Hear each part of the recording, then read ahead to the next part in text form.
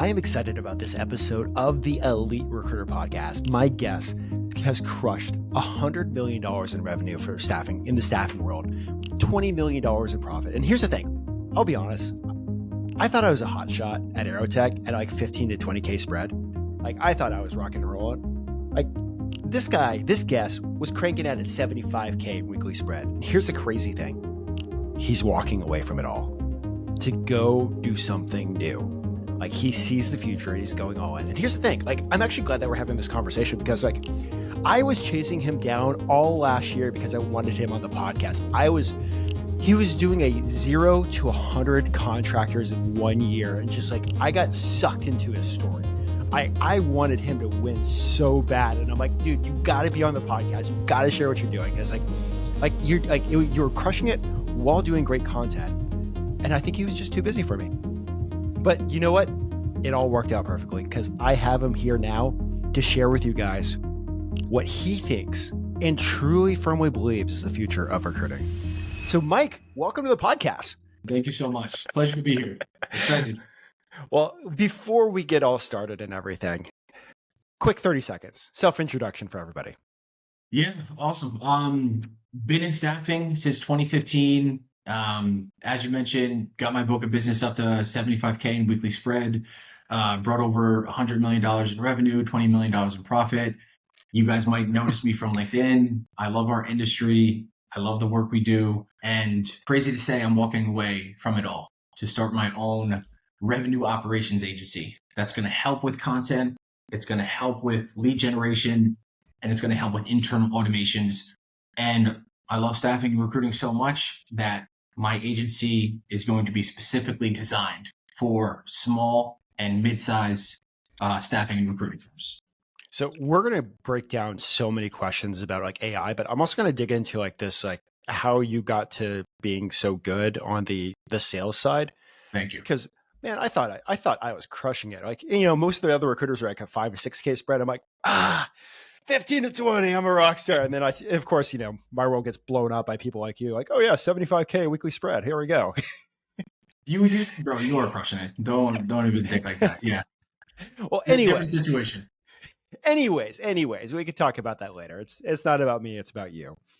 All right, dude. How did you even end up in this world of recruiting? Oh yeah, great question. So I'm a military guy. So I got out of high school. I went right to the military. I did 4 years, 3 deployments. I loved the military. I loved, the travel. I loved everything. But after 3 deployments, I was ready to be done. Came back, and my cousin was actually working in staffing, and he was crushing it. He was on the road. He was meeting with customers. He was making a lot of money at a young age. And he got me an interview at the firm that I was hired at. And I fell in love with it, man. I fell in love with the grind. I fell in love with the hard work, the problem solving. And I had a really good team around me too. And not everybody gets that. And I'm very fortunate because a lot of my success, tons of hard work, right? Tons of grit. But you don't get those type of numbers if you don't have a really, really good team around you, great leadership, and a good process in play. Okay. 3 deployments. Are we talking like Afghanistan, Iraq? Or are we talking like... No. So I did 3 of the exact same deployments. So I was in the Navy. So I was on a surface ship called the USS Ponce, named after Ponce de Leon. So I did 3 of the exact same deployments. So I went over to Europe, went to the Middle East, stopped in Europe, went to Italy, Portugal, Spain, all over. All the places I went into the Middle East weren't combat zones. So I went to, fortunately for me, my experience was very good. And I know that's not the same experience for everybody, but yeah, I went to Dubai a couple of times, went to Jordan, I went to Egypt. So my deployment experience was fun. It was different than many of the service members. My only complaint about being a military brat is we never got to live overseas. Yeah, I have friends who were stationed in Italy or Japan, and they never came back. I know. They just never came back. Okay, so like let's fast forward. Like you got into the first staffing job. The pay is wildly different than the Navy. Like, how was that first few months like rolling in and learn? Like, talk about a transition. Yeah, look, I'll be very direct. I struggled at first. The military is an organization where you can be very direct with people. Everyone is held to a standard. Um, you get feedback right away. So jumping into agency staffing was hard for me at first, and I didn't do very well. So I got lucky on my first placement. I My first placement was me doing a reference check, hiring manager picking up, me mentioning the candidate's name, and the manager saying, "Oh, I know him. I would love to hire him. Here's a job number. Put him to this. I'll bring him back." So that was my first placement. I didn't make another placement for another year, Well, literally. So wait. my yeah, Okay. We have to unpack this. Like, you didn't make another placement for a year. Like, why did they keep you? I had a good relationship with my boss. I had a really really great mentor coming up, and he knew I was working hard. He knew that I was doing all the right things. I was always on the phone. I was on the road. I was getting meetings. I just wasn't getting business. And fortunately for me, he believed in me and gave me some leeway. And then by year two, I started to ramp up. And by year three, I had a strong book of business that I had built.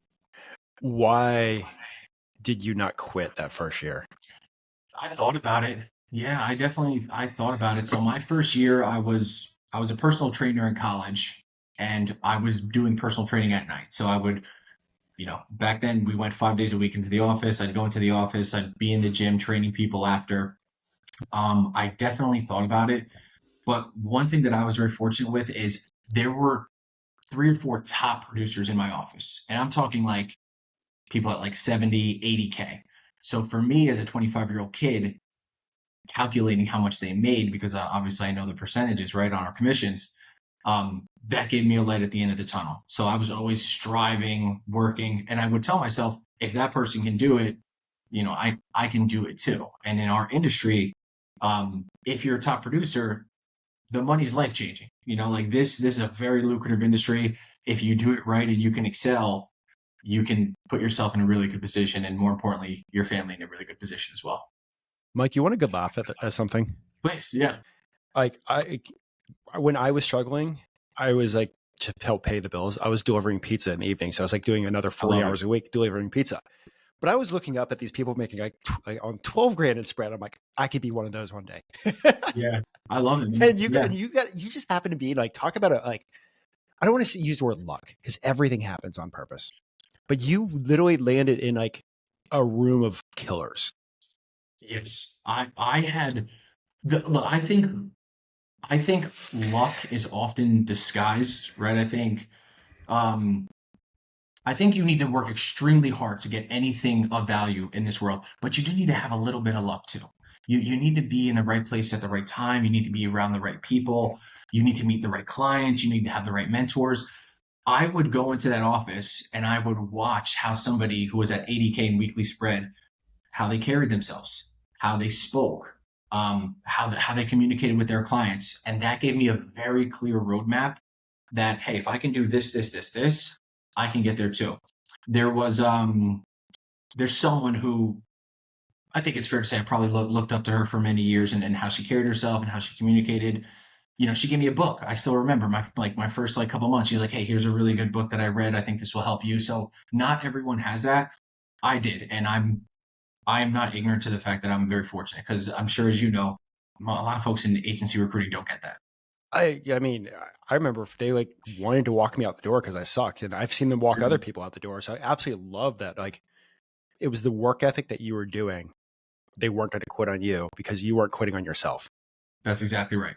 Yeah, that's exactly right. And I made a lot of mistakes. I still make a lot of mistakes. Like I'm sure you see through my content, right? Like I experiment, I do different things, I push limits.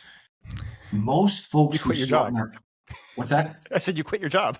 I just number two producer at $1 billion staffing company. I just resigned. So um, I push the limits, and in the military, sometimes they tell you to tone that down.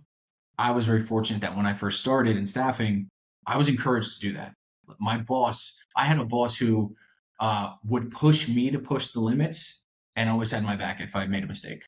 All right, we're gonna talk about some sales stuff in a bit, Sure. and we're gonna go deep on AI and Yeah. what is bullshit versus what's Yeah. actually legit. But I want to talk about this. Like you sucked me into your world on Instagram last year. It was like I think I ran across you like contractor number 20 or something like that. You're like the road 100. Yeah, yeah, All right, yeah. I want you to talk about this because like I think this is something that like every recruiter should like have like a rally call, and like this the rally call really what it builds you up, but like it creates the energy around you. 100%. Yeah. So I'll start you from the beginning of last year. So it was probably February, maybe early March, and I looked at the numbers that I was doing. I was, very conscientious of the conversations I was having with my clients, and I had a really good synergy with somebody on my team. She, just like me, very outcome focused. And I was like, I think I can, I think this year's going to be unreal. Like, I think I'm going to crush this year.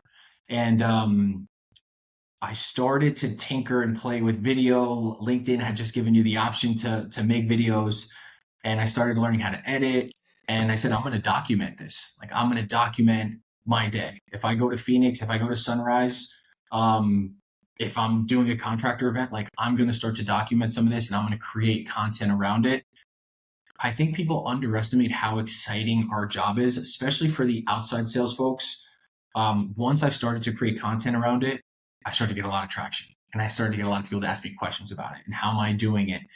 And then I started to get customers asking me about it and customers reaching out and prospects. And that's the moment where I said, I have something here. And I doubled down on it. And, I post 2 to 3 times a week on LinkedIn now. And anybody in our industry, I encourage you to, just like you're doing with this, right? Like put yourself out there, tell your story. It will benefit your career. It will increase your income. It will help you bring in leads. Like the value that posting on LinkedIn and putting yourself out there, it's unmatched. Like I think another thing that you did with this is you spoke out your goal. Almost Yes. every single time I saw you online, you were projecting that into the universe. Yes. Like Yeah. let's fast forward a little farther into the year. Like you're Yeah. 75, 80 in. Like what was your headspace like? Yeah. I was locked in. I was locked in. So, my daughter was born October 2023, and last year was tough. Last year was like, and right? You got a little one. Um, Sleep deprivation, being pulled in different directions. That voice in your head saying, am I spending enough time with my kid? Am I on the road too much? I'm someone who, I had that voice in my head a lot. When I spoke that goal and when I said, all right, I'm going to make 100 placements, I'm going to be loud about it, and I'm going to put it out there, it pushed me to be 100% locked in into doing it. Um, I'm super goal oriented. Like I, I write all my goals down every day, multiple times a day. I look at them. Um, in our industry, you have so many things, and I think this is a good point with AI too and automation, right? You have so many things that are grabbing at your attention, right? The most important thing that matters is your production and the outcome, because that's what benefits you. That's what benefits your family. So speaking that goal, writing those goals, being focused on them, that gives me direction every single day. And you didn't hit your goal, That's right. Yeah. That hurt. Yeah. but like and you'll tell everybody like what you ended up with you not hitting your goal. Was it still higher than you've ever done before? No, no. The most placements I ever did was like 160 in one year. And but Okay. that was post COVID though. So you remember that market. That was just ridiculous. So in my head, I almost don't count that as real because of variables that we're never going to see again. Um, At least hopefully. yeah, yes, absolutely, yeah. Um, but as far as last year, I'm more proud of the work I did last year than I am the work I did in 2021 because and I missed the goal by one, right? So I was trending the entire way. Q1, Q2 crushing it. Q3 started to slow down. Q4, I was like, oh no. Q4, I was like, it's unlikely I'm going to hit it, but obviously keep pushing. Um, but yeah, even though I didn't hit it, that's okay because I learned a lot about posting about it, and I learned a lot um, about brand and content. And it's kind of interesting, right? Because if I didn't put that goal out there, I wouldn't be doing what I'm doing now. Like I essentially just quit my job to start an agency that's going to help staffing and recruiting firms with lead generation, automation, but also content, right? Like that's a huge part about what I'm doing. So if I didn't set that goal, do that goal, and maybe even miss that goal, I wouldn't be in the position that I am right now. Like I'll still say like 99 out of 100. Awesome. It's close. Yeah, it's right there, man. I called a couple of managers. I was like, just hire this person, please. Like, let me just like hit this goal. What am I gonna say on LinkedIn? Come on. So Okay, so what were you doing sales wise that was like sucking these, or I don't want to say sucking managers, but what was working business development wise for you to even like hit these numbers? yeah. So I'm a business development rep first before I'm an account manager. So Okay. I have scaled accounts to 100 plus people. I have brought on enterprise accounts by myself, not, and I've only been doing this for 10 years. So this is not 30 years of relationships. I got on enterprise accounts through hard business development. So for me, my day starts with business development, not not the emails, right? If I look at my inbox, I have 60 problems by the time it's 8:47. The first thing I do is business development. The first thing I do. So it's emails, it's calls. Calls still work for me. So, I'm sure you hear this. Folks say, oh, cold calls don't work. They still work for me, right? I mean, maybe there's people have a difference of opinion on what the percentage should be of how many calls should turn into a meeting. But I start my day every single day. Business development, the brand building has helped a lot. So I got a lot of meetings last year through content, and I got a lot of my tougher customers to warm up to me because they saw essentially behind the scenes of who I am, right, and my life. So that expedited the rapport building process with them. But yeah, every day, my first hour is just business development. That's till this day, and that'll be for the rest of my life. And being a high producer, like what does the rest of the day look like after you've crushed that BD hour? Yeah, so it's the thing is like when you have 100 plus contractors on billing, like a lot of your day is solving those type of problems, right? A lot of your day is maintenance. A lot of your day is getting ahead of new projects. Um, a lot of your day is communications with the recruiters, right? Like that's a very important piece of it. It's communicating with delivery. Um, but yeah, for me, the most important part of my day was always business development. And the second best way to get new business is to do an amazing job with your current customer. So obviously getting feedback from them, um, having them introduce you to folks, right? Like I know so many reps where for me, every customer that I would work with, if I were to place that person, or even if I didn't make a placement with them, I always ask, who can you introduce me to? Did you have a good experience with me? Yes, Mike, I did. Great. Who can you introduce me to? Not, is there anyone you can introduce me to? Who can you introduce me to, right? So even the way you frame and word your questions, that has a big difference in the eyes of your customer if they're going to actually refer you to other people. So you always ask for a referral like 100% of the time. Always, always. Do you think Ask that's a every mistake a single. lot of recruiters make? Yeah. Yes. 100%. If I'm working with someone, so if I don't do a good job, I then learn, right? So if I work with someone and let's say I make the placement, let's say I don't make the placement, at the end of that process, I say, did you have a good experience with me? What were your thoughts on the process? Do you have any, what feedback do you have for me? If the feedback is good, right then and there, wonderful. Who can you introduce me to? Who else should I speak with here? Right after every single intro. If for whatever reason I didn't make the placement, I ask for feedback. Oh, hey, Mike, you missed out to your competitor. Okay, great. What did Joe do that I didn't do? Right? Like where did I miss the mark? Right? What are one or two things I can improve on? If you start to ask your prospects and your customers those questions, they're gonna look at you in a different light. A lot of people ask me, how do I become more of a consultant? Right? As opposed to just somebody who's sending resumes. Ask for feedback. Your customers will tell you exactly what they want from you, and they will tell you how to service them if you have the courage to ask the right questions. Okay. Before we go to AI, is there anything else that you want to talk about sales and how you were so good at it? Yeah, I mean, I would encourage everybody to start posting. Like, Put yourself out there, right? So like it's twofold, right? Let's say you're someone who's been in the game for 5+ years, you have experience, you have placements, you have a story, you have an ICP. Talk about that, right? Talk about the things you've done. Tell your customers that you are someone who can solve their specific problems. And the way you do that is through content, it's through engagement. I spoke with somebody like a month or two ago, someone who reached out to me on LinkedIn to pick my brain, and this person was hyper successful. And I said, I've been following you for a year, maybe 6 months. I've been following you for 6 months or so. I had no idea you were this caliber of person in our industry. Like, tell that story, put that out there. That will help your business development. That will make your outreach warmer. And for the folks who are new, who might be saying, well, I'm brand new. What do I talk about? Talk about being new. Talk about your experience. My first 2 years in staffing, maybe even my first 3 years, my messages were, "Hi, I'm new. I'm learning about this organization. I met with Joe, Tina. I thought you'd be a good person to meet with. Does it make sense to have a quick 15-minute intro?" I did that for 3 years and I got meetings off of it. So it's okay to brand yourself as someone who's new, and it's okay to put content out there about being new and about your experience. Awesome. All right. Artificial intelligence. It's the big thing. It's the Good. buzzword. It's over. Is it overhyped?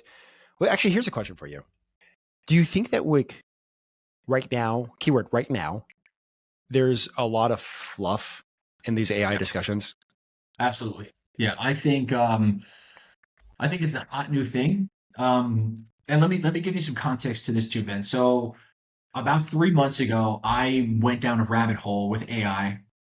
I I looked in the mirror and I said, AI is going to take my job. I'm not going to have a job, right? All the hype, it got to me. So I took a deep dive. I looked at N8N, I looked at Make, I looked at Clay, I looked at Apollo. I did hundreds, maybe not hundreds of hours, but I did no, maybe 100 hours, maybe 100 hours of YouTube videos learning everything I could about AI in fear that it would take my job. I don't think AI is coming for sales reps. That's my personal opinion, especially at the enterprise level. I think if you have a good sales process and you're a good salesperson and you use AI effectively, I think it's going to help you tremendously. I think AI is going to take away some of the, and I hate to use the word lower level, but let's say entry level positions like pure sourcers or pure customer support. I think some of those jobs will go away through AI. But I think for folks in our industry, if you use AI the right way, it will 10x what you're doing. That's good. But I also think if you have a bad process or you don't understand your niche or you don't understand the pain points of your customer and you use AI and automation, you're pouring gas on a bad process. And I think that's going to hurt you 10x more than it will help you. Ooh, see that last part again. If you use AI and you have a bad sales strategy or a bad process, it will destroy your organization. It will hurt you. All right. So with AI, what do you see as fluff right now? And then we'll get into what's working.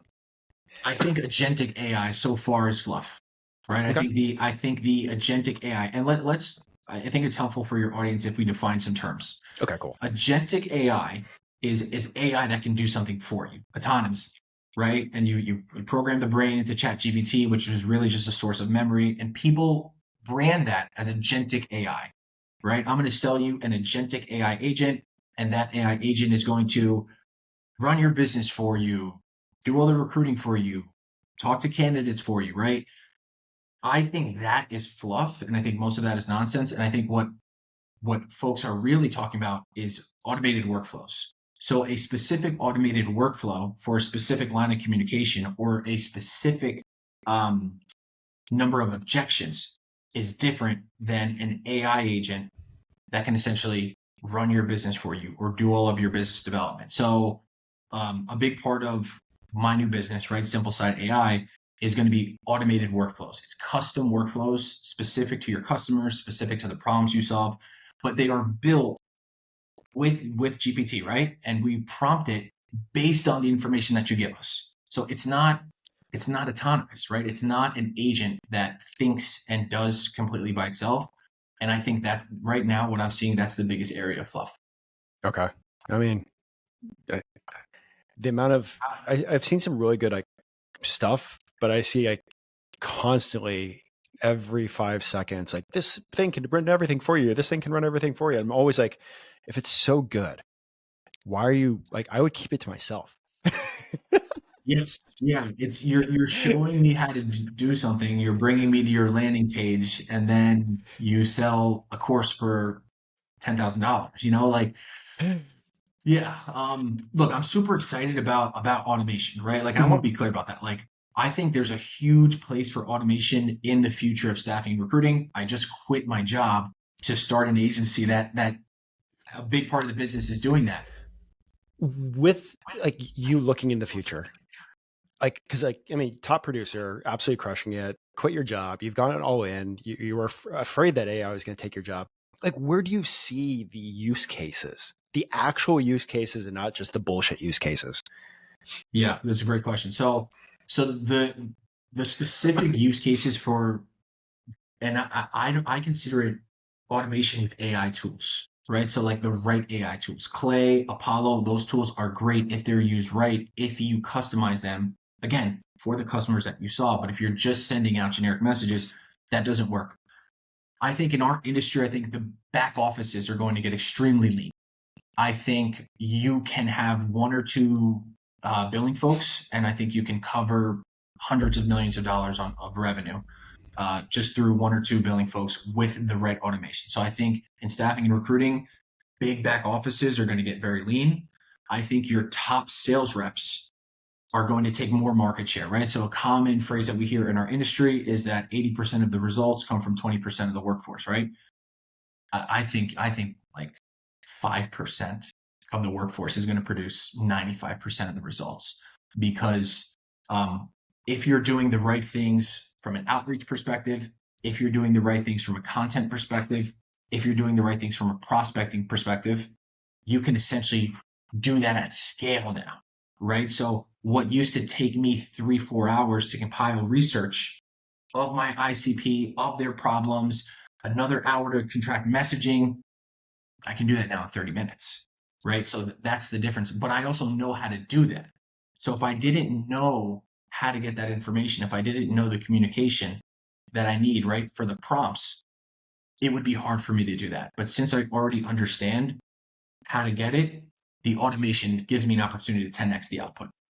I want to go a little deeper on this 5% with 95% market share. Like in the future, what is that person doing? What does that person look like? What is that? Such a good question.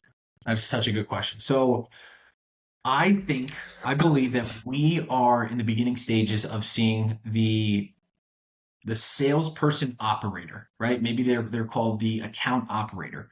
But what they do is they bring in business, right? So they're a salesperson for a staffing agency. They bring in business, they grow accounts, and then they create automated workflows to be able to support those accounts. And I'll give you a couple examples.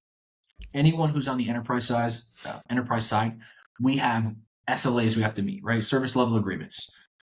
I can tell you from experience, we have to hire people to help with those SLAs. We have to find the information. We have to pull from different data sources, right? The right automations completely automate SLAs, right? Surveys, right? Surveys and research and data. We would hire folks to do that. I believe that in a couple of years, maybe it's 2, maybe it's 5, but I think your salesperson is going to work as an operator. So they are going to be able to automate those processes and they're going to be able to cover the reporting, the analytics, the sales, the account management, the strategy, right? They're going to cover everything for one account. So instead of having 25 people that support an enterprise account, I think you might have 5. So, one of the things about AI and all this stuff and this automation, I'm not going to lie, it's like the tools that like recruiters use that with AI built in, like are good, but learning how to build AI, it's almost like this operator, this high revenue salesperson needs to be so good at their craft. Like, how do they take the time to learn AI, or is this like something that every organization like? I've been calling him a recruiting engineer behind Yeah. the scenes, Yeah, I've seen that. Yeah. but like should this high level rock star start learning how to build all these things, or is this something that needs to be outsourced? That's a great question. For folks that own agencies, right? So if you're trying to scale your agency, it doesn't necessarily make sense for you to try to learn N8N and Zapier and make right off the bat, right? I would, and I'm biased obviously because I'm going to be selling the service, but you can expedite your learning curve by bringing people in. And I say this because I did the exact same thing. So even when I was starting SimpleSide, I said I'm not going to be able to learn every single thing, and I partnered with an engineer. So I have an automation engineer that does the larger automations, right? The 10 plus node automations. Um, I think the next generation of salespeople, I think this is just going to be part of our process and what we learn. So the same way that we would learn Discover Org and you learn how to navigate through that, I think the onboarding process is going to be down the road eventually, and this could be many years away. But I think people are going to learn N8N, right? The same way you learn a CRM, right? People are going to start to learn some of that. There's without a doubt a learning curve, but once you dive in and if you do it the right way, it's definitely something that salespeople can pick up. They may not be creating 20-step node workflows, but it's without a doubt something that I believe that a lot of staffing people are going to be using. Do you think as time goes forward, some of these programs, I mean, the programs are going to change, but do you think they're going to become easier to learn and operate? Or do you Yeah, think I it's going to think get more complex? yeah, that's a great question. It depends where the tech goes, right? Like one of the reasons I started SimpleSide is because I know that there's so many new tools and so much tech coming out. There's no way someone could take that all in and learn it, right? So like that's part of the idea of SimpleSide is to help bridge that gap. Um, I think there is a simple side to AI and automation. Um, but I'm not 100% sure. I'm not 100% sure if they're going to become easier to learn or harder to learn. Okay. Um, Well, okay. Let's yeah, put a pause there on this. Like, I like pretend that I'm listening to this podcast, and yeah, I'm like, oh shit, like AI is coming. I need to learn something. I'm recruiting, doing 360, 1,000 other things that I'm dealing with, family, little kid, yeah, dreaming about sleep, maybe dreaming about a good glass of Bordeaux wine in Bordeaux. yeah. Where should I start with this learning process? The first tool, if you're on the sales side, that I would learn is Clay. Clay is, in my opinion, it's one of the best automation tools out there. So essentially, what Clay will do, it will scrape LinkedIn, it will give you emails, it will give you numbers. If you it's the more expensive plan, but if you are willing to do that, you can create webhooks, right? And you can essentially automate some of that outreach, right? So you'll still craft the messaging. Clay is a great place to start. I also think anybody who is willing to put some extra hours in and learn the no code, low code automation, I think there's a huge opportunity there. So N8N is tough. Make is a lot easier. So Make is what I started with. The templates are there. You can learn Make fairly quick. N8N is harder. There's more. There's some JSON. There's some JavaScript. That's something where you will have to watch more tutorials. But I would start with Make. I would start with Clay. But you know what's so funny, Ben? I would make sure you have a sales foundation first. And that's I feel very strongly But about that. but that's not the fun part, right? I know that. Well, so that's the thing with the AI, right? So uh, the AI and the tech folks, they want to brand it as if these tools will make your job easy, and they won't. I'm sorry, you can learn Clay, you can learn Make, you can create workflows. Working in staffing and working in recruiting is still hard. And if you're going to build a book of business, you're still going to face rejection, and you're still going to have days where you want to bang your head against the wall. That's not going away through AI. Um, and that frustrates me sometimes because I feel like that's becoming the consensus where the AI and the automation guys are saying these tools will make your life easy. It will make your job easy. Maybe it'll make it easier, but it's not going to make your job easy. It's not a shortcut. It's in addition to, right? It's in addition to a good process and a good sales strategy. So my Instagram feed is flooded with what feels like agencies to sell me leads, Yep. but I don't think any of them have ever been in recruiting. Yeah, that's exactly right. And I went through the same thing. I went through the exact same thing. So all of the AI firms, the automation firms, right? They don't understand staff.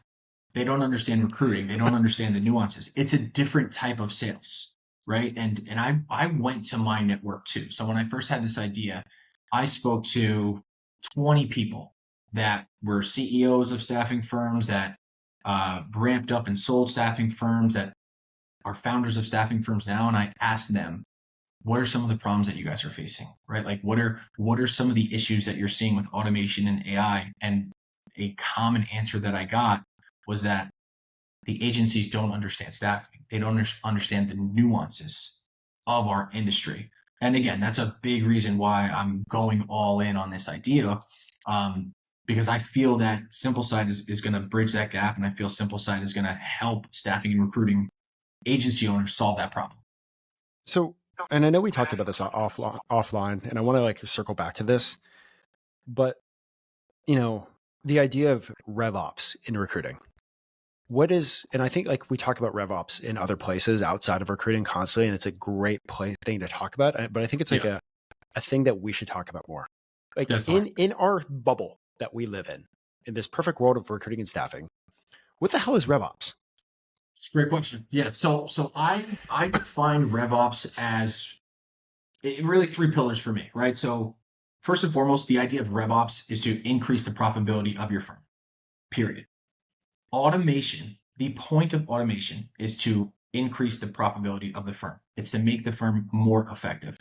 A lot of the AI automation and the workflow folks, they miss that. And I've seen hundreds of workflows that don't address making a firm more profitable, right? So in Well, my, yeah, pause please, there. please. Like I've seen Yeah. like plenty of these recruiters use these firms, and then they come back chatting with me, and they're like, "Hey, I just spent like 10 grand, and I got fucking Yeah. nothing."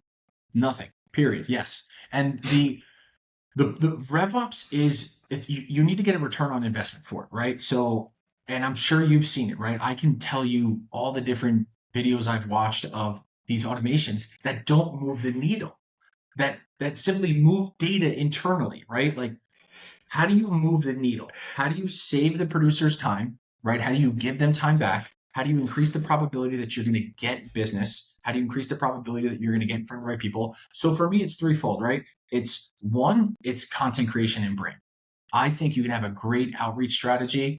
I think you can have great relationships, but if people don't know you, if people don't know your brand, if people don't know the problems that you solve, it's gonna be hard to get your name out there. So for me, RevOps is content creation is one piece, lead generation, right? Getting good leads, getting in front of people that have budget, that have problems that you solve, and then also the automation piece, right? How do you create internal automations that give Ben 2 hours, an extra 2 hours every day to hit the phones, right? And you don't automate the phones.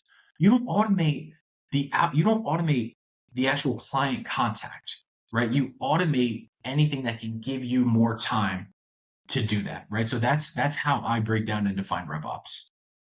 So it's important for, I think, recruiting agencies to start doing that and looking at that. You know, here's the problem with a lot of agencies that I've seen. Like, you know, if you're not a big billion-dollar company or you don't have a lot of structure, like it's everybody's a recruiter or everybody's a salesperson. Mhm. And I know companies that are just absolutely crushing that, like because it works. Like if it works, duplicate it. Yes. Why should somebody look at adding like a true RevOps style person or agency into that workflow? We'll just say you already have like 20 killers or 20 recruiters or 50 recruiters. Yeah. It works, like it's working already. Yeah. Great question. Yep. Um, RevOps makes sense, right? So for us, right, what makes the most sense, the agencies that we can help the most are agencies that already have a good process in play, that they're already doing something that's working, right? So essentially, if you have a great salesperson and you know that their outreach is great, you know that the branding is great, you know their customers love them, RevOps gives you an opportunity to expand their efforts, right? That's what it does. But it's not in lieu of the fundamentals, right? And that's one of the problems that we're gonna hopefully solve is implementing that strategy, helping firms with that. But if a firm is already doing well and they want to scale and they're considering working with a RevOps agency, ask very directly, like, what's my return on investment on this? Not, oh, you're going to get me 5 leads. Great. Oh, you're going to get me 5 meetings. Very specifically, what will my return on investment be? Those are the questions that you want to ask. And I believe a good RevOps agency will be able to answer that question very directly. So you've talked about process so many times and a strong foundation. In your opinion, what does that actually look like? It's the fundamentals of staffing. It's sending a candidate, it's getting a requirement and then updating the client or sending a resume within 24 hours. It's reaching out to a prospect and understanding that you are more than likely going to have 7 reach outs before they ever get back to you. It's understanding that when you send a business development email, if in a day or so you also ping them on LinkedIn and say, hey, Mike Mello here, I sent you an email, wanted to put a face to the name. I'm sure you're busy, no pressure, right? It's the old school fundamentals. It's bringing your recruiters in to high level calls so they can see the opportunity and get excited about it. It's talking to your network, getting referrals, getting references. It's creating referral programs to expedite business. It's understanding the problems that someone who hires contingent workers has and the differences and the nuances from someone who hires only full-time people, right? So GPT is not coming to save you if you don't know these type of things, right? So the fundamentals, in my opinion, are more important than the automation. And that's might sound crazy for someone who just quit a job and is starting a RevOps and automation agency, but the fundamentals and knowing the cadence and becoming obsessed with your customers and their problems and branding yourself in that way, that is the most important part. That is 10 times more important than learning Clay or learning Make. Now, once you have that foundation, then you can say, hey, this works. Let's pour some gas on it. Right? Let's 2, let's 3, let's 4x this. And automation and good RevOps and good content creation will help you do that. Okay, so foundation's done. You decide to like learn this stuff to throw some gasoline on the right fire and not like the dumpster fire. Yeah. In reality, how like give it to us straight. Like how long does it take to learn like we'll say Clay to be effective? I'm still learning it. Yeah, like look, I'll be very transparent. Like I did 3 months of N8N, Clay, Make. My partner and I were using Clay 2 days ago, looking at it, and I'm like, oh, look at this! Like, oh, we can create a webhook here, and we can put it into the CRM. So, I think these tools, you're always going to be learning new stuff.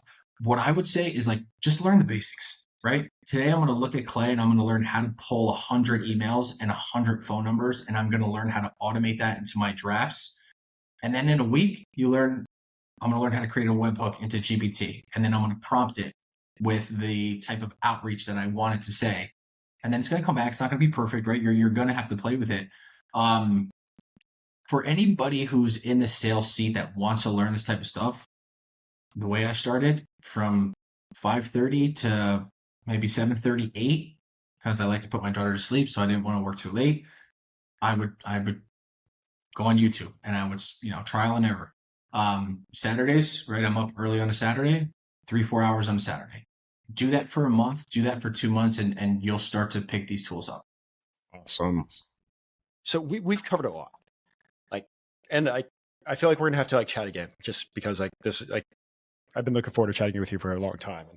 And there's places that I want to go definitely deep on, even some more, but we'll save that for another conversation. We covered a lot. You're Yeah. 0 to 100. Like the sales foundation, what actually, excuse my language, freaking works when it comes to AI and what's a bunch of crappy fluff that is being sold to us. Or you're like, hey, check out this new Clay workflow. And it's just like a bunch of drawings that actually does nothing except for move stuff around. In all that stuff, is there anything else that you want to go deeper on before we jump over to the next part? Yeah, I would say, again, I really want to harp on this point that the best thing you could do for your career is learn sales first, learn people first. Like I know the AI is so sexy, and I know it is so um The marketing that some of these companies do is just so phenomenal. But if you want to excel, if you plan to make staffing your career and stay in recruiting, spend more time trying to understand people first, right? Get that foundation down, and then look into the AI, look into the automation. Um, I'm somewhat biased, right? Because that's the way I did it, just because the AI and the automation wasn't around when I first started. But I think you will have more success if you focus more on relationships and people and solving problems first, and then pour some clay on it, pour some N8N, right? Pour some AI on it. Man, it's just like wild what's like changing. Because I remember like my aerotech days, I hated paperwork so much. I hated paperwork. I convinced another recruiter to handle my paperwork for me, and like I sold it to like the executive. I'm like, I will give them part of my spread. I hate paperwork that Yeah, much. yeah. Well, but you know what's funny, Ben? Like, I bet you probably some people rolled their eyes at you back then, right? Because they're probably like, oh, why won't Ben do his paperwork? But that's actually the right way to think. You should be obsessed with what is going to move the needle. That's where your mindset should be. So if you can outsource paperwork or you can automate paperwork, that's where it belongs. Um, not how some of it's marketed now, right? Like, you want to spend your time moving the needle, moving your business, right? Not doing paperwork. Ooh, with how it's marketed, because my God, it just sounds so sexy. Like the signal is gonna like hit this, and it's automatically gonna do everything based on the signal of blah blah blah blah blah. Do you think recruiters are getting lazy? Oh man, I can't say a blanket statement that all recruiters are getting lazy. Um, I gotta make sure I don't say anything to actually, I guess it doesn't matter, right? It doesn't matter what I say. I think there's a lot of people in staffing and recruiting that won't be here in a couple of years. I think there's a lot of people that are going through the motions. I think there's a lot of people that were riding the high of post COVID. I know people that didn't work very hard that were at 12 to 15K, and they were known for not putting 100% in, and they were public about it. So I think that person is out of our industry. I think that person is gone in a year or so. I think there are people that maybe have been in recruiting for 10, 15 years, some of them hanging around going through the motions. Um, I think they're going to be gone, and I think that market share is going to go to the hungry, motivated, ambitious folks coming up. How do you stay hungry? How do you stay motivated? How do you stay ambitious? Like, what does that look like? Clear, clear. Like, what, every day I start at zero. I'll give you a good story. I worked for a guy in the military, a guy from Louisiana, very different than me, different culture. I was having some trouble getting along with people, and I was having some trouble fitting in, and I felt I was working very hard and not getting real results. And he came to me one day and he said, your peace of mind comes at the end of every day. When you look in the mirror and you wash your face and you brush your teeth, you know if you put 100% in. And that will be your peace. That's your sanctuary. It doesn't matter what anyone else thinks. It doesn't matter what anyone else says. If you can look in the mirror and you know you did everything you could to be the best you are for that day, that's how you win. And I live my life by that mantra. So, um, somebody who wants to stay clear, somebody who wants to move the needle, you have to be thinking about your goals. You have to write them down. They have to become a part of you. And look, there's Fridays where I skip out at 4:30 and I go to the beach on a summer Friday. So I'm not somebody who works till 10, 11 o'clock, but there are seasons of my life where I have worked till 9, 10 o'clock for 2, 3 months straight. And if you want something special and valuable, you have to be willing to do something that most people won't do. Awesome. Jumping over to the quick fire questions, and they don't need to be quick answers. Sure. Mike, somebody's hearing this podcast, just got started in this wonderful world of recruiting. They see people like me saying that the world's going to burn down and AI is going to take their jobs, and then they see someone like you that's like, "Hey, no, like if you're good, you're going to be even better." Yeah. I hit you up and I'm like, Mike, give me some advice, brother. How do I succeed in a career here? All right. So somebody new, compare yourself to who you were yesterday, not who someone else is today. So think about every single day and think about getting a little bit better every day. Maybe that's more messages. Maybe that's more content. Maybe that's better messaging. Maybe that's better content. Niche down. So if you want to be successful, you need to niche down. You cannot just do tech anymore. That is gone. You will compete with the largest offshore vendors in the world and you will not win. Niche down, become obsessed with your ideal customer profile, go on ChatGPT and look up the 50 most common problems that your ICP has. Figure out how you can solve those problems in a unique way. Post about it on LinkedIn and craft all your messaging that way. Once you get results, figure out where you can put automation into that sequence. Do not automate the actual meetings, do not automate the conversations, but figure out what messaging works and where you can use automation. Double down on that, set a very specific goal of what you want for yourself. Do you want to exit, right? Do you want to ramp up your staffing firm for 5 years and exit? Do you want to get to 50K and spread? Do you want to move up the corporate ladder? Figure out what you want. I don't know if you listen to Naval at all, but he said something that moved me. He said the highest form of intelligence is getting what you want out of life. And the hardest part of that is knowing what you want. So that's my advice to anybody who's just coming in. We'll just say the same question for, kind of if you want to get laugh, like the pizza delivery conversation we had a while back. It just reminded me that like I was delivering pizza at a time where I had to study the map on the wall and I had to memorize where to go from there. Yeah. Well, let's just say like, you get an old dog, somebody that's like 2 decades into this game now. It hits you up like, hey man, what advice do you get for me? Yeah. Tell your story.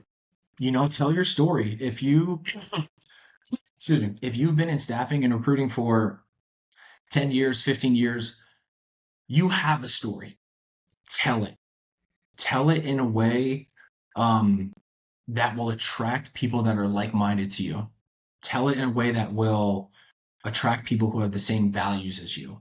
I know so many folks who've been in staffing and recruiting for 20, 25, 30 years. They have an amazing story and no one knows it. And their story would bring in better business. Their story would make their life easier. Their story would help them hit their goals faster if they told it in the right manner. So for somebody who's been in the industry and had success, tell your story. Love that. I mean, that's how you sucked me in, dude. Bashir. Gotcha. I was like, he's got to get it, man. He's got to get it. Almost, man. Almost.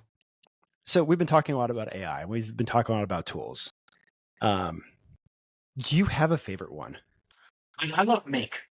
Yeah, Make is look, I'm not technical, right? Like I brought on a technical partner to help me with the actual automation piece. Make is a user-friendly no-code platform. And if you're somebody who's a salesperson and you are interested about automation, you're interested about no code, I'm telling you, start with Make. And the fun part about it is if you are creative, which I like to consider myself creative, your mind will go all over the place. You will start to think like, okay, wait, I can automate this part of data entry for the CRM. I can automate a cadence for my LinkedIn posts. I can automate updating my team, right? And I can compile that information here, and you can start to have some fun with it. I encourage everybody who learns Make or learns N8N, do it with the idea to move the needle, right? Do it with the idea to get back time so you can focus on sales. But I think Make is a phenomenal tool. It's very user friendly. Awesome. Now, you're a reader, right? I am a reader. I mean, you stay sharp. What I've seen is a lot of the top billers are readers. Maybe there's some common theme there, guys. Favorite book that's had an impact on you? It's a great question. I'll give you two. I'll give you one that has helped me from a sales perspective. The Challenger Sale. So for anyone who is 2, 3, 4 years in staffing and you want to level up, the Challenger Sale is a phenomenal book. And the theme of that book is essentially there's 5 different types of salespeople. One's an order taker, one is a lone wolf. And it makes the argument that your highest level of salesperson is a challenger. And the challenger will challenge their clients' assumptions. So if you want to make a real difference and you want to be more of a consultant, you need to have the courage and the expertise to challenge your clients' ideas. For anybody who's moving in that direction, read the Challenger Sale. And you mentioned And one other book. what's that? You mentioned one other book. There's yeah, so that is business sales perspective. Um, anyone who I guess it's still self-help. I almost don't view it as self-help, but the Seven Habits of Highly Effective People, that's a great book. That's by Stephen Covey. That book, the number one rule is essentially be proactive. One of the rules is begin with the end in mind. When I was growing up, I had a hard time focusing. I would jump out of my chair. I couldn't sit still. I still sometimes have a hard time sitting still. Um, the Seven Habits of Highly Effective People, that book will help you aim your direction and it will give you clarity on the things you should be doing and what you should be thinking about. That is a phenomenal book. I'll give you one more book. James Allen, As a Man Thinketh, is a great book and it's a very short read. It's very quick. How you think, how you approach life, how you approach your business, how you approach your family, it all starts with how your mind works and what you're thinking about. If you can learn to really influence where your thoughts go, your life will be better. Simply put, your life will be better. James Allen, As a Man Thinketh, very short book, one of my favorite reads. So you've done over $100 million in staffing revenue. Some shits had to have hit the fan. Oh Like, yeah. what is one of the biggest failures that you had to work through? Oh man. That's a good question. I lost a 100-person RFP once. So I bid on a RFP, a 100-person RFP, and I got beat out for that. That was something that stung. That was, I wouldn't say it was at the highlight. It was at a point where I had 130 plus people on billing. If I had gotten that, I would have gotten over 200 people on billing. Um, that one hurt. Look, I've failed many times. I got physically removed from a client office years back. I got physically kicked out of a client office, and I went into a Starbucks and I cried my eyes out. And I'm not, I don't say I'm like a typical masculine guy, but I pride myself on being strong and being formidable. And I have no shame to say it. It was a beautiful New York City day in August, many years back, and I sat in that Starbucks and I cried my eyes out because I felt like such a loser. Um, and I remember that feeling well. But look, the next day you feel a little bit better. Day after that, you feel a little bit better.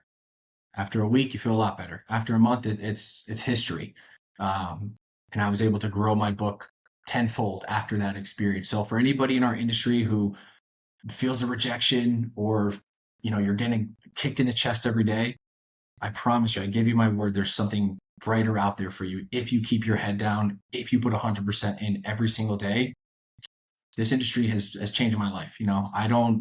I come from very little. I grew up on food stamps. I grew up in Section 8 housing. My father was in and out of prison. This industry has given me a good life and my family and my daughter a good life. So for anybody who's in it, keep going. You just like mentioned something I think was important and personal. Like, what drives you then? Like, at the end of the day, like, what drives you? Being the best I can be, being reaching my full potential. I encourage everyone. I don't know if you have a mission statement, Ben, but I think everyone should have a clear mission statement, and I have a very clear one. And every day I want to be the best that I can be for myself. It's not for a boss. It's not for recognition. It's for myself. It's for the betterment of my family. Um, and again, like I do not come from much, so I know that about myself. I have no illusions about who I am and what I come from. And that has kept me humble and that has made sure that I feel no entitlement. I'm not entitled to anything. I'm only entitled to what I earn. So um yeah, every day just trying to be the best version of myself. Well, I mean, you've grown up in this industry. Like, you've learned a lot. You've top producer.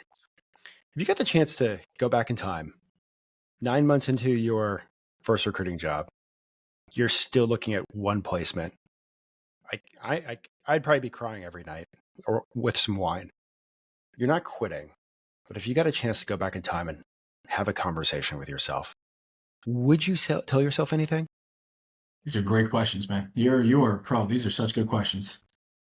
I would tell myself to I would tell myself that keep doing what you're doing, keep moving forward. I was very hard on myself the first couple of years.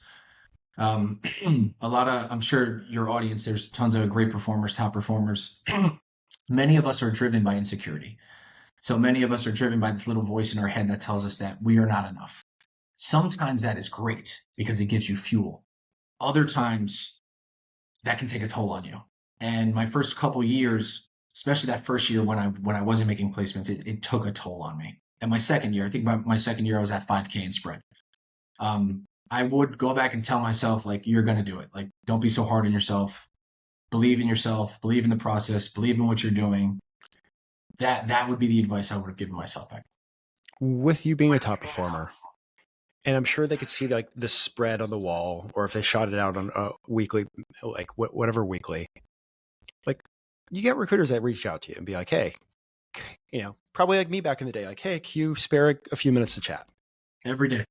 I get messages every day. I have I get very like touching messages, honestly. Like I read some to my wife the other day. I read one. Someone had sent me a message a few days ago that they said, "Hey, like I saw your LinkedIn post. It really touched me." I printed it out and I posted it on my desk, and I was like very taken aback by that. Um, and that gave me a lot of perspective that I want to put a good message out there for people in our industry. I want people to know what it's really like, and I want people to know like it's not all rainbows. It's very hard. It's difficult. It is, and no amount of automation or AI is going to make it easy. But I truly believe if you put 100% into it, and if you have tunnel vision in this industry, and you learn to love what you do, you can be so successful. I know people in our industry that I've never made over $1 million, but I know people in our industry who have made over $1 million in a year. So my advice to anybody coming up is stay the course, stay hungry, keep getting after it. Well, with all those questions and those, like, I can definitely see why they sent you some awesome messages, because you do a great job with the content and like actually saying what you're doing. Like, I'm sure a lot of those like questions that you get are like, what are you doing sales wise? How are you at the top of the charts? Like, what are you doing with AI? Well, blah, blah, blah, blah, blah. Yep. Is there a question that you wish they would actually ask you, but they never do? I don't get many questions around mindset. Okay. I get a lot of questions around um, exactly what you said, right? What are you doing from a business development standpoint? What should I post about? How can I get my brand out there? But I don't get many questions on. You asked me a question before. How do you stay focused, right? That I think that's again, that is where people should start. You want to discipline yourself first. You want to try to discipline your mind first, and then everything else will be easier. Um, and again, anybody who's starting out, anybody who's going to start their own firm, the people who I know who are the most successful have a strong mindset. They are mentally tough. So, to me, in my opinion, that's the first place you should start. Love that. Well, Mike, if somebody wants to follow you, how do they go about doing that? LinkedIn, Mike Mello, search me up. I try my best to respond to everybody in staffing and recruiting. I really do. I'm not perfect, but I do my best to respond to every message. I post almost every day on TikTok, right? At the handler __. I'm on Instagram. I'm not as active, but LinkedIn, feel free to DM me, and TikTok as well. Man, I haven't logged into TikTok in like 5 months. Yeah, I took a break from Instagram just because I was spending too much time scrolling on Instagram, and I said I gotta take a break. I open up the TikTok app and I'm just like, I look down and I'm like, what the hell had just happened? Like, I've 20 minutes went 2 hours gone. went by. Yeah. And so like, I love my editor so much. So Anthony, you are amazing. Like, if you're listening to this, but he uses a program that posts it in all the different places. So I don't have to lose myself in TikTok. Great. Yeah. No, the algorithm is unbelievable. For your audience, if anybody searches staffing on TikTok, you will see my face come up 100 times. And that's the one reason I really like TikTok, is because the SEO is excellent. But yeah, man, you got to be careful with social media. You can get dragged down, you know. So I respect that you're not spending too much time on it. I know myself. Smart Well, man. this has been an awesome conversation, and like, there's so many I things I wanted appreciate to it. touch on, but I started looking at the time, and this could easily turn into a 2-hour conversation. And I am no, who's that really popular? Joe Rogan. I'm no Joe Rogan. Joe Rogan? Yeah. Um, if you can give the listeners one more thing before I let you go, what would it be? Anybody who is in staffing, in recruiting, you're a salesperson, anybody who's starting their own agency, um, keep going forward. You know, I'm very confident about where our industry is going. I just quit my staffing and recruiting career of 10 years to support the staffing and recruiting industry, right? So I'm building a revenue operations agency just to support the staffing and recruiting industry. So I believe in it. I believe in where the industry is going to go. Um, if you're in the industry, give 100% every day. Post on LinkedIn, tell your story. Start to learn some AI, start to learn some automation. Don't let it suck you in. The sales and the mindset is more important than that. And again, I say this as somebody who's starting a RevOps agency. The sales side of it and your mindset is way more important. Um, if you guys like my message, if you have questions for me, please DM me on LinkedIn. I will do my best to get back to everyone. And Ben, just a great job. I appreciate you having me on, and you asked phenomenal questions, and you are an absolute pro. And it's been a pleasure to get a chance to speak with you. Well, it's awesome to finally get you on because you kept on brushing me off last year, Mike. I was like, I was trying to hit I, that goal, man. I was trying to hit I, that goal. I love that. You're just like, this will take me away from the focus. I need to be focused, and like, I get that. I respect that, and Yeah. it ended up being perfect timing. But game's changing, guys. I think Mike nailed it when it comes to what you need to focus on. Sprinkle a little AI in the evenings, in the morning, but you need to focus on becoming the best you could possibly be on what you support. Go get it, guys.